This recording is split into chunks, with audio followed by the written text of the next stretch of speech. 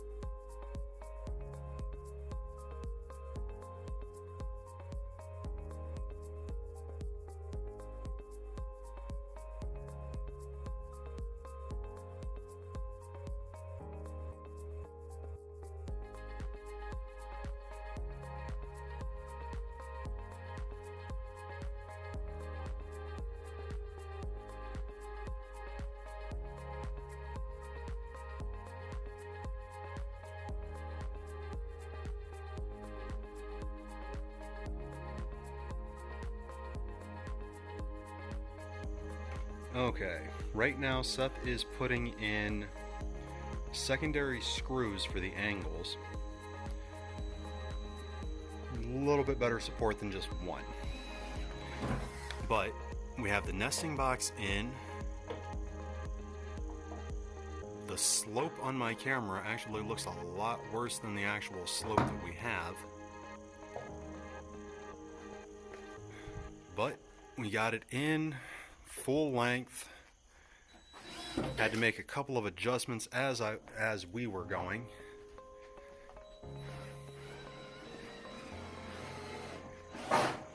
And the back end does not have quite as much as I was hoping it would. Once everything else has been factored in. But even at about right there, egg's only about that big, not that thick. Yeah, we should be okay. Should. If not, then I'll have to set another set of board under here and extend this out a little bit with like a little bit of a lip. But getting somewhere.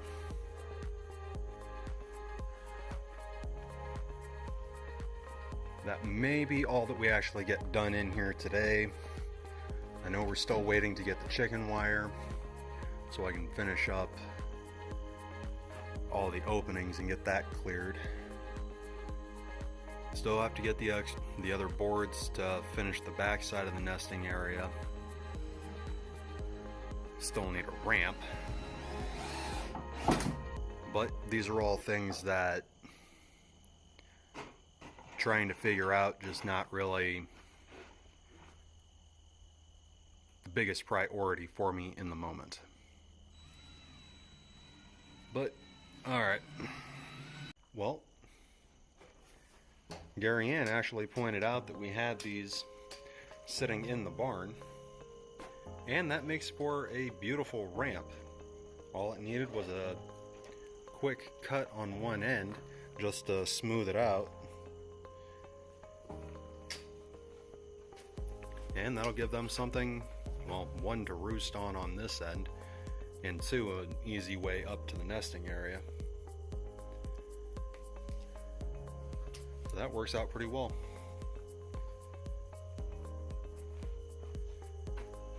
But that's what we're looking at the moment. Gonna have to get more bedding in here, get the window cut, definitely. That'll help a great deal with the lighting. Alright. Well, I decided I was going to try and take advantage of the break in the weather. Scrounged around in that wood pile up front, gathering up as much as I could of the dry. Added to the top pot, or the back pile, a little bit. Did the bulk of this front pile. And then it decided it was going to start raining. It's supposed to be storming right now, but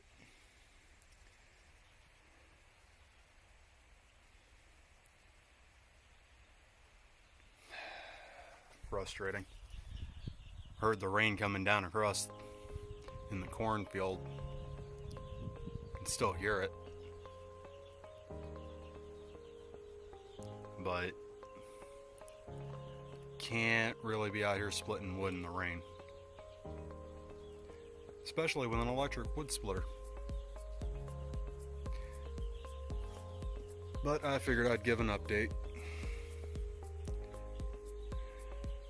Alright everybody, so here's our pumpkins all cooked down. I'm getting ready to run the immersion blender through it and get it turned into puree. And then we'll probably let it simmer down again overnight because it did get quite a bit of water in it. Excuse me.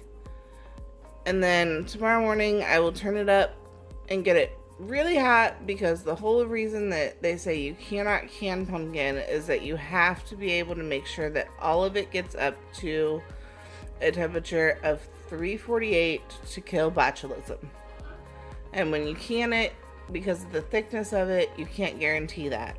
So I'm going to turn the roaster way up high, let all of it get really hot, keep a really close eye on it so it doesn't burn to the roaster, and then we're going to put it straight into hot jars and straight into the canner. So that'll be the process that this goes through for today. I'll check with you guys later.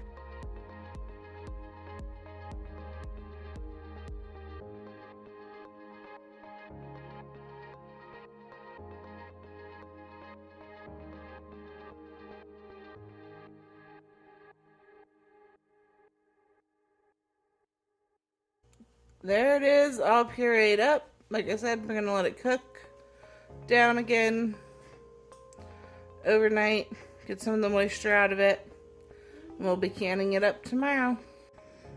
Hello everybody. So this is how we marinate our chicken. We buy chicken usually in bulk, and I'll get 40-pound cases of either chicken breast or chicken leg quarters. And with the leg quarters, we just take a gallon-sized bag and put what we're going to eat for a meal in them and whatever kind of sauce that we choose to put on them. This one I actually mixed zesty Italian salad dressing and barbecue sauce. And we just put it in there and we put them in the deep freezer and let them freeze. And then as they defrost, they marinate in the whatever you add to the bag. So we're going to get these in the oven for dinner, and I will catch you guys later.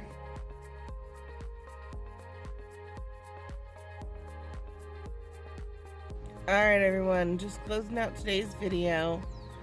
We tried last night to run my pressure canner and found out that my seal has gone bad. I've ordered a new one. Last time I was at the store looking for one, I couldn't find one, so we did go ahead and order one. It should be here tomorrow. However, that does mean, Wednesday. However, that does mean that the pumpkin puree that I've done is either going to have to cook down to pumpkin butter or get frozen, because it has to be pressure canned, and I'm not taking the chance of water bath canning it.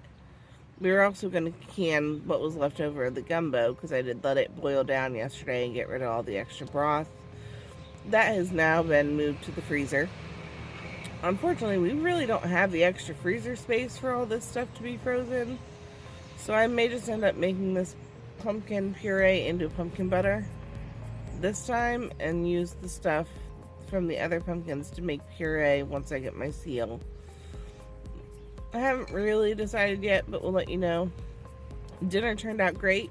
Those baked chicken thighs, literally you just set them in the pan with the marinade, stick them in the oven at 375 for about an hour, turn the oven off and let them rest in the oven for about a half hour, and the meat just falls right off the bone, the skin gets nice and crisp, and they were delicious. Hope everyone has a great day, and we will catch you next time.